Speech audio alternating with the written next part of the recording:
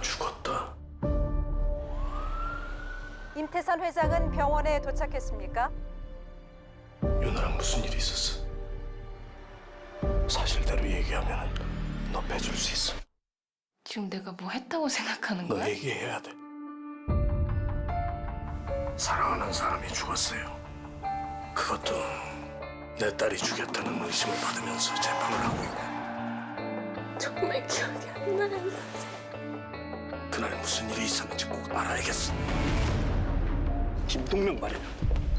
그 친구가 사건 당일 CCTV 간직하고 있어. 증거로 신청합니다. 최 변호사님, 제발 나 좀 도와줘.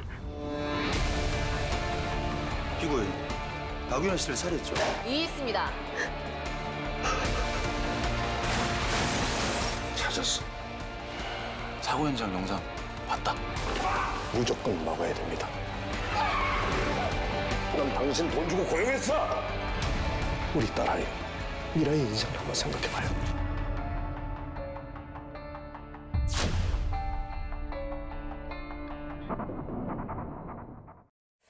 영화 예고편 보니까 재밌을 것 같아요. 그래도 아니 정말 법정이야말로 이 변호사님의 이 주활약 무대잖아요. 주종목인데 이런 분들이 영화 보면 이 영화에 조금 뭐 못마땅한 것도 좀 있었을 것 같은데. 제가 요즘 영화 보면서 느끼는 것 중에 하나가 너무나 영화가 친절하다. 그래서 구구절절하게 다 설명을 해주니까 영화 보면서 좀 상상을 해야 되잖아요. 상상력을 좀 뺏어가는 게 아닌가. 그래서 구구절절해지면 지루해지는 면이 있어서 이 작품도 조금 너무 친절한 영화가 아닌가. 그래서 상상력을 조금 뺏어가는 영화가 아닌가라는 생각이 들었습니다. 아니 진짜 이 변호사님이 겨우 3회인데 지금 영화 보는 수준이 거의 평론가 같아. 저도 사실 같은 걸 느꼈어요. 특히 이 영화의 반전이라 할 수 있는 이 임태산의 비밀을 풀어주는 장면이 있잖아요. 아니 근데 왜 이렇게 친절한 거예요 정말. 우리가 맛있는 음식을 우리가 알아서 그냥 와구와구 막 먹잖아요. 근데 우리 감독님 왜 이렇게 떠먹여 주셔. 자꾸 왜 이렇게 떠먹여 주셔. 그게 조금 오히려 긴장감을, 영화의 긴장감을 떨어뜨리고 좀 아쉽더라고요. 그것도 있지만 이제 그 태국 장면 나오잖아요. 거기서 중국어 하는 게 조금 안 맞다라는 생각도 좀 들었습니다. 아니 또 중국어까지 잘하시는? 아닙니다. 그러니까 태국 장면이 나오는데 거기에 등장하는 사람들이 중국어를 하니까 약간 집중력이 좀 떨어지는 면도 있었습니다. 평론가 이조론님께 묻겠습니다.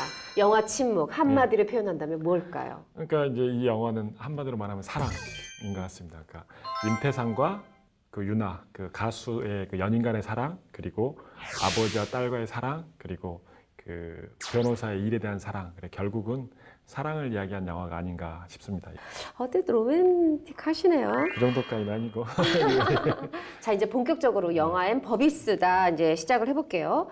자 영화 임태산 아까 예고편 보셨지만 임태산은 대기업 회장이죠. 애인이 하나 있어요. 유명 가수야. 와 우리 이한희 씨가 연기했잖아요. 이뻐 정말 이뻐. 근데 이게 아무래도 막 다 가졌죠. 사랑도 가졌고 딸도 가졌고 돈도 가지다 보니까 검사도 형사도 그의 앞에서는 쩔쩔매요. 그렇게 쩔쩔매던 사람 앞에 아주 굉장한 엄청난 일이 닥치죠. 내 사랑하는 연인, 결혼을 앞둔 연인이 죽었는데 그 제1 용의자가 바로 내 딸이에요. 자, 아마 많은 세상의 아버지들이 그렇겠지만 임태산 회장의 딸 미라 구하기, 뭐 영화를 한마디로 표현하면 그 미라 구하기가 이제 시작이 됩니다. 근데 저는 영화 보는 내내 헷갈렸어요. 아니 그래서 잠깐만 딸이 범인인가? 아니 임태산이 범인인가? 이게 너무 헷갈리다 보니까 임태산이 유나, 이 이한이를 사랑하는 거야? 안 하는 거야? 사실 전 여기까지 헷갈렸어요. 영화엔 법이 쓰다니까 여쭤보겠습니다. 이 아버지, 딴 사람 아니고 아버지의 딸 구하기 이거 위법입니까? 아닙니까? 가정을 해봐야 될 것 같아요. 딸이 만약에 범인이라고 한다면 거기에서 이제 아버지가 자기가 범인인 척 하는 거잖아요. 사고 현장 영상 그러면은 봤다. 이게 범인은닉죄가 성립될 수도 있습니다. 물론 이제 뒤에 살펴봐야 되겠지만 또 이제 CCTV까지 조작을 하면서 자기가 범인인 척을 하잖아요. 이건 이제 유기에 의한 공무집행 방해죄가 성립될 수도 있습니다. 와, 저도 지금 이 서당계 3년이면 풍어를 읊는다고 벌써 이 영화인 법이 쓰다 3번째 출입 중이거든요. 그러다 보니까 오늘의 주제 알겠네요. 첫 번째 범인 은닉죄, 두 번째 공무집행 방해죄 맞죠? 네, 그러면은 본격적으로 시작을 해보겠는데 범인 은닉죄 이거 어떤 범죄인가요? 말 그대로 이제 범죄자를 숨겨주는 게 범인이익죄인데 조문에 나와 있는 것은 벌금 이상의 형에 해당하는 죄를 지은 자를 그 은닉 도피하게 하면 성립되는 범죄가 범인은닉죄입니다. 그래서 이 범인이 수사 개시 전이든 후든 상관없이 되는 거고, 벌금 이상의 형이라는 것은 형법에 나와 있는 범죄는 모든 죄가 벌금 이상의 형에 해당됩니다. 아니 뭐 꼭 진범으로 다 확정을 받은 사람만 숨겨주는 게 범인 은닉죄는 아닐 것 같았어요. 뭐 지금 재판 중이거나 수사 중인 사람도, 용의선상에 오른 사람도 숨겨주면 범인 은닉죄가 될 거라고 생각을 했는데, 아니 수사가 개시 전에 되게도 아직 지금 범인인지 아닌지도 모르는데 범인 은닉죄라고요? 그러니까 이제 따져지는 게 이제 판례가 있는 내용 같은 경우는 수사 개시 전이면은 이 사람이 범인인지 아닌지 판단할 수 없는 게 대부분입니다. 그런데 이제 수사의 대상이 되었는데, 그래서 나중에 무혐의 처분이 나왔다든지 무죄 판결이 나왔다 하더라도 수사의 대상이 되었던 사람들을 숨겨줬다. 그러면 범인은닉죄가 됩니다. 그러니까 꼭 진범만 숨겨줘야지만이 범인은닉죄가 성립되는 게 아니라 진범이 아닌 사람을 숨겨줘도 범인은닉죄가 성립될 수 있다라는 겁니다. 자 그러면요, 이 영화에서 보면 임태사는 남이 아니야, 내 딸이에요, 그쵸? 이래도 이게 범인 은닉죄인가요?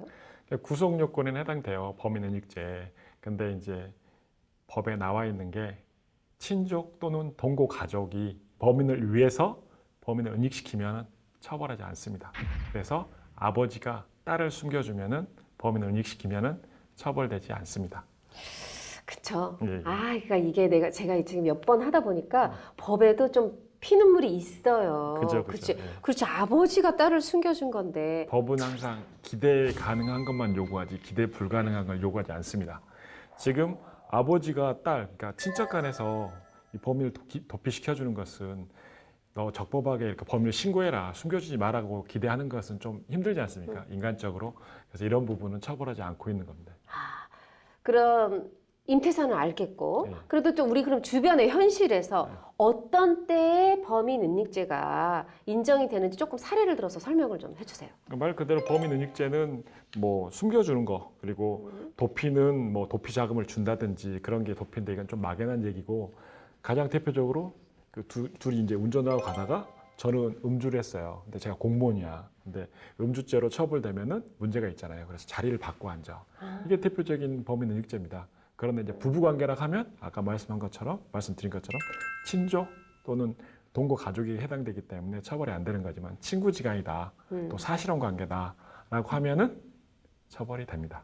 그래서 그 음주운전할 때 자리 바꿔 앉아서 숨겨주는 것 같은 경우는 범인 은닉죄가 성립될 수 있는, 보통 우리 일상에서 가장 많이 일어날 수 있는 사례라고 할 수 있습니다.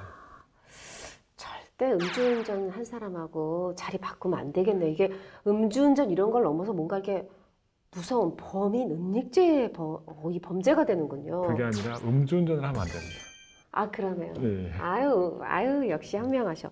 자 그러면 또 제가 영화로 돌아와 볼게요. 이 임태산 완전히 내 딸 구하려고 딱 증거 내밀어. 그랬더니 그래 네가 범인이야? 그러면서 갑자기 법정에서 우리 임태산이 탁 최 변호사님. 법정 구속이 돼요. 아니 뭐 이럴 수도 있어요. 이렇게 막 재판 중에 막 이렇게 막 체포되고 이래요.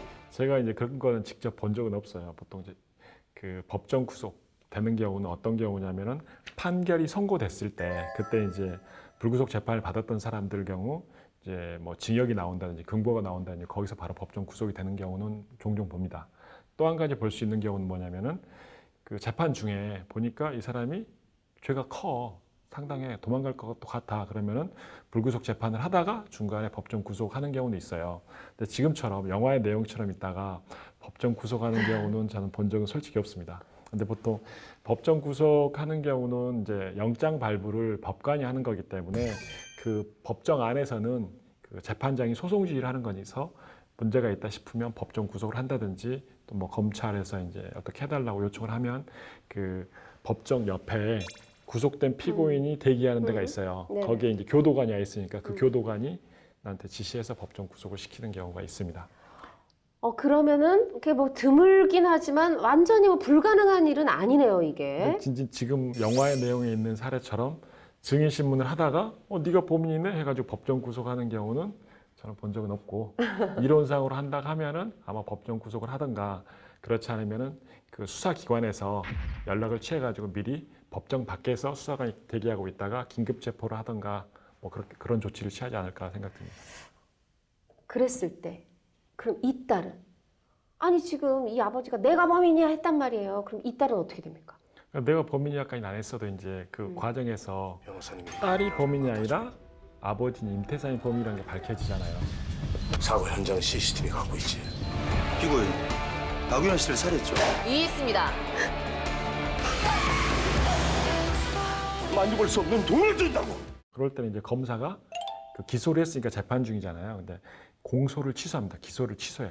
그러면은 법원에서는 공소 기각 결정을 하고 검사가 공소를 계속 유지하며 무죄 판결합니다. 결국은 딸은 처벌을 안 받게 되는 거죠.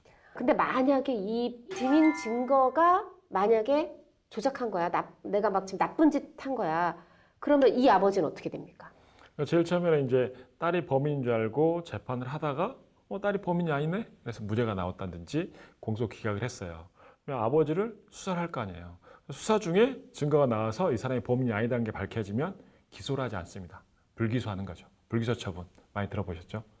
그리고 만약에 수사해가지고 범인인 줄 알았는데 기소가 됐어요. 재판 중에 밝혀졌다? 그러면 검사가 공소 취소를 합니다. 그러면 법원에서는 공소 기각 결정을 해서 처벌하지 않고 공소를 계속 유지한다 그러면 무죄 판결을 받습니다. 결국은 아버지도 처벌되지 않는 게 되는 거죠. 아 뭐야 이거 사기야 사기. 와. 이런 경우는 이제 다른 원리 때문에 그렇습니다. 특히 이제 일사부재리 원칙 때문에 그렇습니다. 한 번 판결을 받으면 다시 판결을 받을 필요가 없다라는 거예요. 그게 헌법에도 나와 있습니다. 일사 한 가지 동일한 사실에 대해서는 부 아니 부자에다 다시 제자 다시 심리하지 않는다 이런 내용에서 무죄 판결이나 유죄 판결 그리고 뭐 면소 판결을 받았을 때 그거에 대해서 다시 추가적인 동일한 사실에 추가적인 뭔가 나왔을 때 다시 기소를 하면 안 된다는 내용이거든요. 그래서 딸이 공소 기각 결정을 받았을 때는 다시 기소해서 살인죄로 처벌받을 수가 있습니다. 근데 무죄 판결을 받았을 때는 처벌이 안 됩니다. 영화 속에서 딸이 공소 기각이 됐던 건가요? 무죄 판결을 받은 건가요? 아직 안 나왔습니다. 안 나왔죠. 야, 이거 얘기하기가 힘든데 아니 근데 만약에 이게 무죄 판결 받은 거라서 일사부재리로 딸도 무죄, 아빠도 무죄라고 하면 아니 뭐야 죽은 사람은 있는데 처벌받을 죄인은 없어요. 벌을 받을. 그럼 뭐야 우리 죽은 예쁜 이한희 씨만 이 유나만 억울하네요 이거. 아니 아버지라서 살인 은닉죄는 아니야. 일사부재리라서 살인죄도 피해가. 아니 우리 죽은 유나만 우리 이한희 씨만 이거 억울하다 이거. 좀 억울한 면이 있죠. 법에서는 이제 그래서 그 무죄 판결을 하지 않고 공소 기각 결정을 해서 다시 처벌받게 하는 경우가 있는데 저도 이한희 씨 나왔을 때 생각보다 연기를 잘한다 기대했던 것보다라는 생각이 들었어요. 엄마 안 닮았어. 미안하다 그렇게 싫었다면. 나랑 미라랑 잘 지내면 너무 행복하지. 미라라고 불러도 됐지? 근데 미라가 나 잠깐 보자는데. 미라가? 그 범죄도시에서 윤계상 씨 연기가 굉장히 눈에 띄었었는데 연인이어서 그런지 그 이한희 씨도 연기를 굉장히 눈에 띄게 잘하는 것 같아요. 그래서 예. 좀 더 오래 나오길 바라셨구나. 저는 이제 반대로 사망하는 사람이 딸이고 살인은 그렇게 바뀌지 않을까라는 생각도 한번 해봤었는데 저의 생각일 뿐입니다. 예. 오 대단한 팬심 이한희 씨 보고 계신가요? 그러면 뭐 그렇다 해도 그거 있잖아요. 그 증거는 조작했으니까 그건 처벌되는 거죠. 그러니까 이제 범인 은닉죄는 이제 친족간 그것 때문에 처벌이 안 되는 거고 그 CCTV로 조작을 해서 자기가 범인인 것처럼 하는 것은 그 위계의한 공무집행 방해죄로 처벌될 수가 있습니다. 근데 이제 좀 구체적으로 살펴봐야 되는 내용이긴 하지만은 보통 공무집행 방해 생각하면 정당한 공무집행하는 사람들을 폭행 협박하면 그 공무집행 방해죄가 성립된다고 생각하는 사람들이 많이 있는데 그것도 맞습니다. 근데 위계 속여서 공무집행을 방해하면은 공무집행 방해죄가 성립됩니다. 처벌 수위도 똑같습니다. 대표적인 예가 예를 들어 음주운전 하는데 음주 측정을 하는데 혈액으로 검사하는 경우 있잖아요. 네네. 제가 이제 음주 측정을 해야 되는데 제 피가 아니라 다른 사람 피를 주면 이것도 이제 그 유기한 공무집행 방해가 되는 거고 뭐 필로폰 검사를 한다 하면 소변 검사 많이 하잖아요. 제 소변이 아니라 다른 사람 소변 이런 게 이제 유기한 공무집행 방해죄가 되는 겁니다. 아니, 저 엉뚱한 얘기인데 다른 소변 얘기하시니까 이 국민학교 다닌 시절의 사람들은 우리 체변 봉투 냈었잖아요. 그때 진짜로 다른 빌려서 친구 거.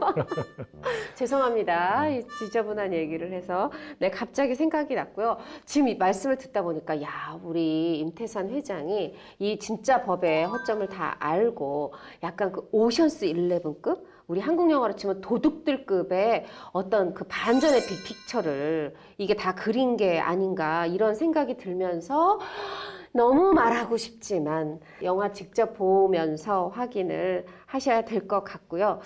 제가 그러면은 법정신 많은 우리 전문가시니까 꼭 물어보고 싶은 게 있었어요. 뭐냐면 여기서 이제 박신혜 씨 우리 얘기가 아직 안 했잖아요. 박신혜 씨가 최희정 변호사, 이 임태산의 딸 변호하는 변호사로 나오고 임태산이 선택한 그 변호사란 말이에요. 근데 변호사님이 이 우리 일을 맡아줘. 최희정 변호사가 임태산의 비밀이랄까 그런 거를 이 판사한테 또 상대 검사한테 말하는 장면이 나와요.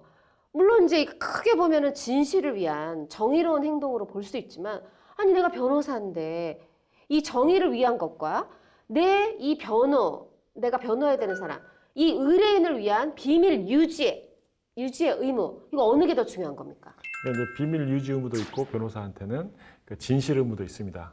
근데 진실의 의무도. 예, 비밀 유지 의무 같은 경우는 피고인한테 갖는 의무죠. 그래서 변호사 같은 경우는 업무 처리 중에서 취득한 비밀 같은 경우를 누설하면은 그 업무상 비밀 누설죄로 처벌되기까지 합니다. 근데 지금 상황에서 그 박신혜 씨가 변호사로 나오잖아요. 근데 누구의 변호인이냐면 임태산의 변호인이 아니라 딸의 변호인입니다. 그렇기 때문에 딸을 무죄로 밝히는 게 변호인 의무이기 때문에 그래서 임태산이 범이다를 밝히는 것은 비밀 유지 의무하고 전혀 상관이 없는 거죠.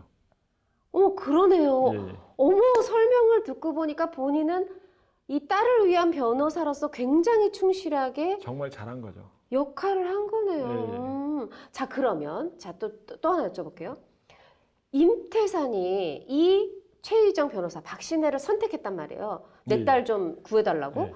근데 그러면서 사실은 굉장한 비밀을 가지고 있으면서 딸의 변호사한테 모든 걸 얘기하지 않아.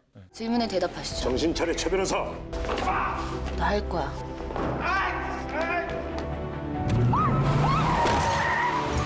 미라는 죄가 없다는 확신을 가지고 있습니다.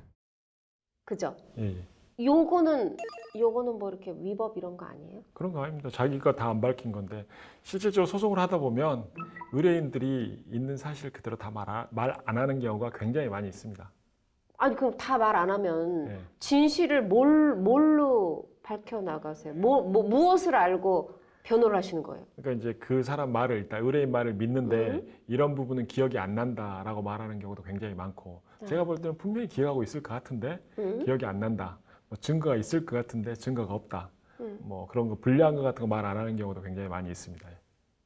아니 내 편이 아니라는 약간 그런 느낌이 들 것 같은데 그럼에도 불구하고 변호인은 의뢰인을 위해서 이렇게 충실히 변호를 하게 되는 게 그게 직업인 건가요? 예, 예. 와, 일단 쉬운 일이 예를 들어서 아니구나. 그러니까 피고인이 지금 이제 사기죄로 기소돼 있는데 보니까 살인죄도 한 거예요. 그러면은 제가 이 피고인이 살인도 저질렀으니까 처벌해 주십시오 말하면 안 되는 거죠. 이게 이제 비밀 유지 의무 적극적으로 이렇게 네. 진실 의무는 이제 소극적인 의무여서 이렇게 밝힐 필요는 없는 거고, 근데 그 증거를 조작한다든지 뭐 하는 부분은 문제가 되는 거죠. 근데 그러지 않고 이런 부분 같은 경우는 밝히기가 좀 애매한 거죠. 근데 또 하나. 아니 우리 박신혜 씨가 동성식 검사 이 박혜준 씨가 연기했죠. 아니 둘이 아무리 옛날에 사귄 연인 관계였다 해도 현재 이 사건 검사와 변호사로 만났단 말이에요. 이번 일에서 손 뗐으면 좋겠다. 싫어요. 근데 이렇게 재판정에서만 안 만나고 막 따로 막 찻집, 술집에서 이렇게 만나도 돼요, 이거? 그러니까 검사가 크게 두 가지가 있습니다. 이제 수사 검사가 있고 공판 검사가 있어요. 그러니까 일반적으로 수사하는 사람이 수사 검사고 재판에서만 하는 재판 검사가 그러니까 공판 검사가 있어요. 그러니까 수사하는 사람 따로 그 재판하는 사람 따로 있어요. 그래서 보통 수사할 때는 직접 변호인이 그 검사를 찾아가서 설명하는 경우는 많이 있습니다. 이 피고인이 큰 잘못이 없다 이런 부분은 감안해 달라고 이제 설명하러 가서 만나는 경우는 있는데 공판 검사를 따로 만날 일은 별로 없는 거죠. 지금 저 같은 경우도 재판을 하다 보면은 그 아는 판사가 있는 경우가 있어요. 안면이 있는 판사. 그 전에 가끔 연락이라도 한번 하던 판사라 하더라도 사건이 진행되면 아예 연락을 안 하죠 서로. 그게 최소한 A인 거죠. 그쵸. 서로 부담을 주니까. 그럼 봐봐 예인데 지금 여기서 동성식은 수사검사이자 공판검사예요. 맞죠? 수사검사이자 공판검사인 것 같습니다. 네. 그런데 공판검사를 만났어. 그럼 이거는 법으로 처벌되는 건 아니에요? 문제가 좀 있을 수 있는데 영화니까 그런 경우는 제가 보통 저라고 하면 제가 이제 그 박신혜 씨 입장이라고 한다고 하면 저는 연락을 안 하죠. 그리고 서로 연락도 안 받고 서로 안 만나는 게 그 국내 신뢰에 대한 거니까 안 만나는 게 좋은데 영화니까 극적인 요소를 살리기 위해서 만난 것 같습니다. 그런 일은 거의 없습니다. 자, 그럼 제가 묻지 않을 수 없습니다. 네. 혹시 변호사님께서는 어떤 이 의뢰인의 비밀 유지 의무와 진실의 의무 사이에서 갈등해 보신 적 없어요? 그런 경우 가끔 있습니다. 봐보니까 이 사람이 부인을 하는데 다른 증거상으로는 너무나 명백한 거예요. 그럼 이제 말을 하죠. 자백을 해라 라고 말을 하는데 도저히 이걸 할 방법이 없다라고 하면 이제 사임을 하는 경우가 많이 있습니다. 맡아버려 사임을 하죠. 혹시나 지금 모든 진실을 다 말하지 않으시고 이렇게 너무 반듯한 이미지로 본인을 메이킹하신 건 아니라고? 반듯한 게 아니라 제가 이제 성격이 단순해서 복잡한 걸 싫어해서 아예 그냥 정확히 이런 거 밝히고 가자. 그렇지 않으면은 뭐 힘들다라는 얘기를 분명히 하는 거죠. 아, 역시 저의 법률 파트너, 우리 시청자 여러분의 법률 파트너로 할만하네요. 근데 정말 그때는 정말 갈등이 많이 돼요. 저희들도 이제 그런 사람들을 위해서 이제 변호를 분명히 하긴 해야 되는데 너무나 사실과 다른 내용을 이야기해서 이제 보호를 한다는 것이 조금 이렇게 서면을 쓰려고 해도 써지지가 않는 부분이 있습니다. 이야기를 하려고 하더라도 설득이 안 되는 부분이 있어서 그때는 이제 그만두는 게 낫지 않나라는 생각입니다.